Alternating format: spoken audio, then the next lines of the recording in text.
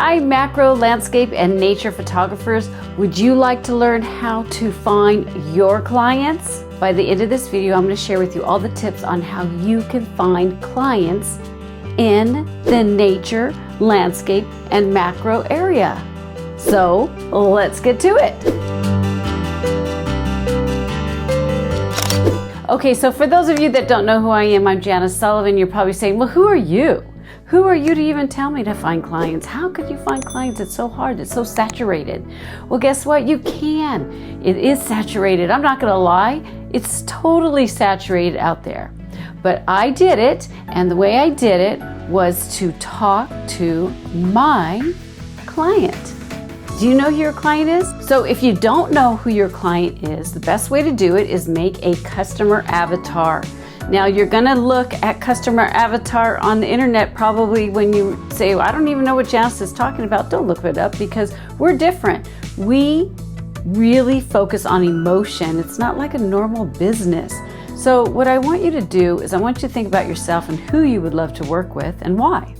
Then once you find that person, and I only want one person, then you make a customer avatar. You give it a name, you say how old it is, how the person is, you say what do they like to eat, how much money do they make, and I hope they make money because they need to pay you, right? Yes, because you're valued. And there's a whole list on different ways to actually make a customer avatar, but you just make a person.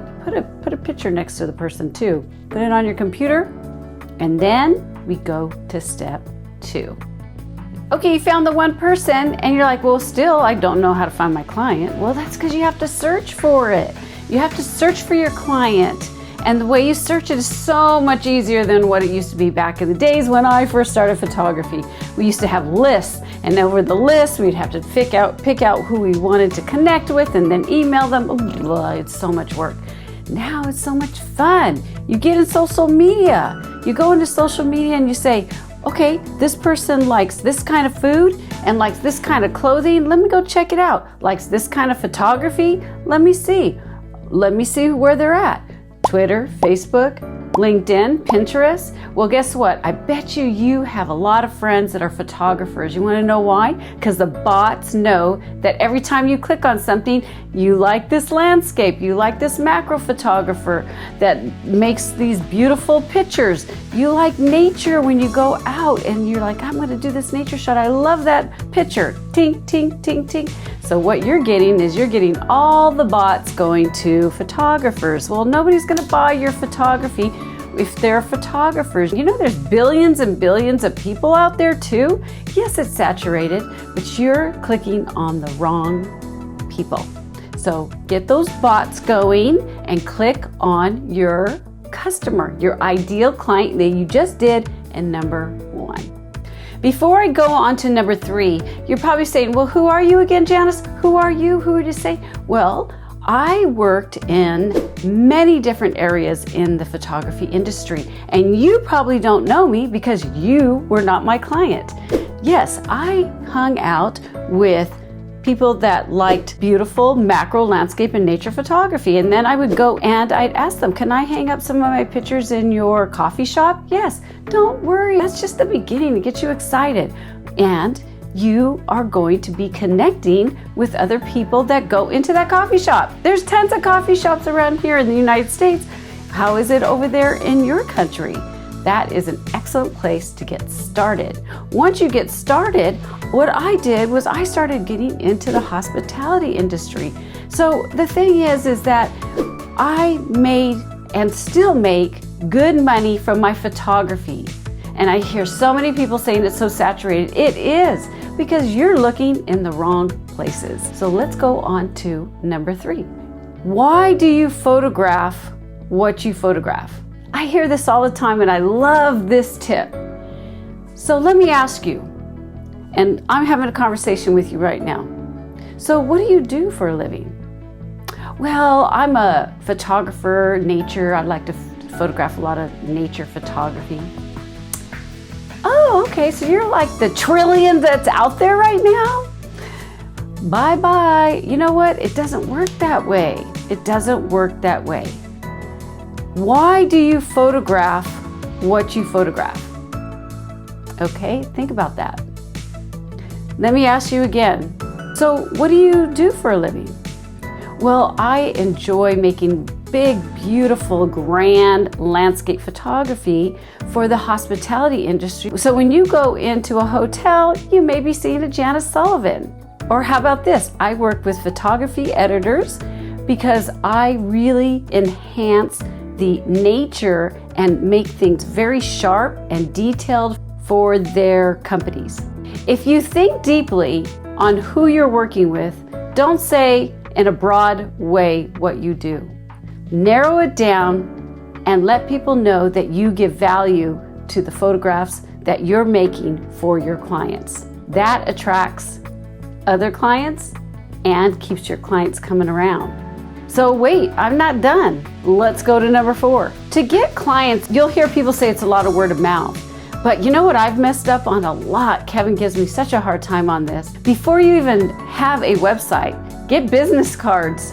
Because I don't know how many times I'm walking with my camera or I'm doing something, oh, you're a photographer, hand out the business card. And if they say, oh, can you shoot my wedding? No, but you know what? I do really amazing landscapes. Hand it to them anyways. Or I love to get up close. And I actually photograph a lot of bugs and they're very beautiful. Don't forget to hand them your business cards, because even if they are not your client, they may know somebody that's your client. And all of a sudden you're getting a phone call. Hey, my friend told me about you.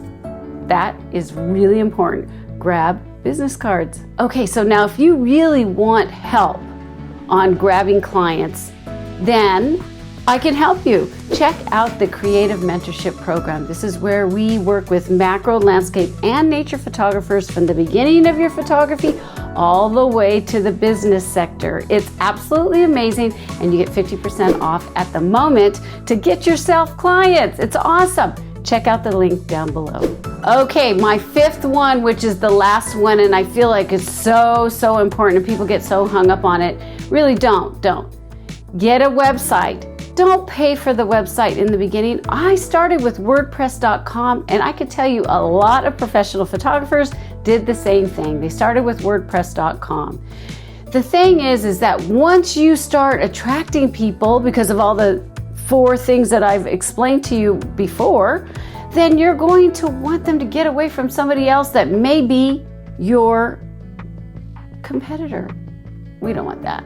We want them to come to your site, to have your contact information, to get to know you. So bring them into a website. You will share this link throughout your areas of connecting to clients. This is huge. Just start with a free theme and WordPress.com will make it look so good. So if you like this video, give it a thumbs up and share it with your photography friends, because we all need to bump up our clientele and make our work valuable. Let's do this, everyone. And if you'd like to find your creative voice so you can really wow your clients, check out my Essential Creative Blueprint Workshop. This will help you find your voice so you can make 2 to 3 times more than what you're making now on your photography. Plus, I give you a downloadable checklist that goes with the workshop. All right, remember that you do make a difference. Your 1,000 words is very important. Let's be valued by finding those clients. I hope to see you next week with more tips on monetizing your macro, nature, and landscape photography. Cheers.